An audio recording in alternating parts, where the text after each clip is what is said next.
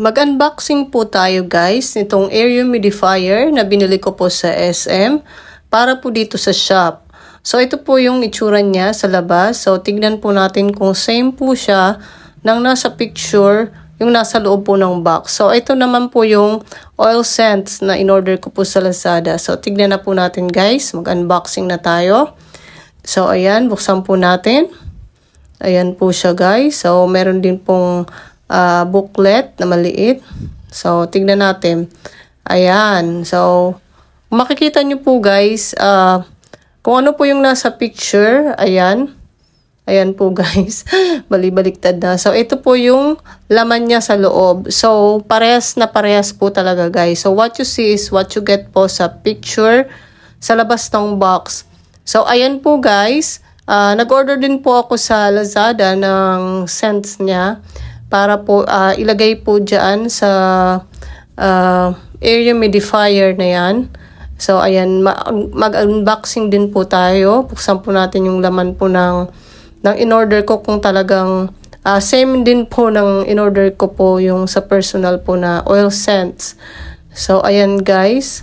Nahihirapan akong buksan dahil hindi po ako nakapag-ready. Hindi po ako nakakuha ng scissors.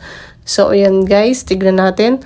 Yan. So, 3 pong piraso. So, tama nga po yung in-order ko. 3 pieces for 149 pesos kasama na po yung delivery fee. So, yan po guys. Inopen ko na po yung air humidifier. So, ayan po yung ilalagay po natin. Ayan. So, kung makita nyo po guys, bali 3 piraso po yan. Tapos, nilagyan ko na po siya ng water. So, mas maganda po na mag-add po tayo ng yung mga nire-refill na water kaysa po doon sa tap water. Pero depende pa rin po sa inyo guys kung ano pong klaseng water ilalagay nyo. Tapos ayan, namali pa ako sa pagbukas ng oil scent. So ayan guys, meron pa pala siyang another takip po. So ayan. So ibuhos po natin yung isang bote na maliit. Ayan. So bali yung flavor nga po pala niya guys ay cherry blossom. So, napakabango po niya, guys. So, ayan po yung pinili ko na cherry blossom. So, takpan na po natin, guys. Ayan. So, kailangan takpan natin. Ayan na po siya, guys. So, isaksak lang po natin. Tapos, ilagay na po natin dyan. So, ayan. So, nag-iiba-iba po yung kulay niya. Yan, guys.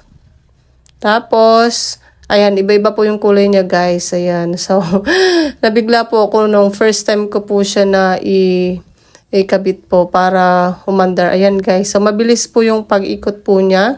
So, naamoy ko po talaga yung cherry blossom na flavor. So, depende po guys kung ano pong flavor po yung gusto nyo ilagay. So, ako cherry blossom po yung in-order ko. So, ayan guys. Iba-iba po yung kulay ng lights niya. So, ito naman, dun po sa taas, ito po yung on and off. So, didiinan nyo lang po pag i-off nyo at bubuksan. Ayan lang po.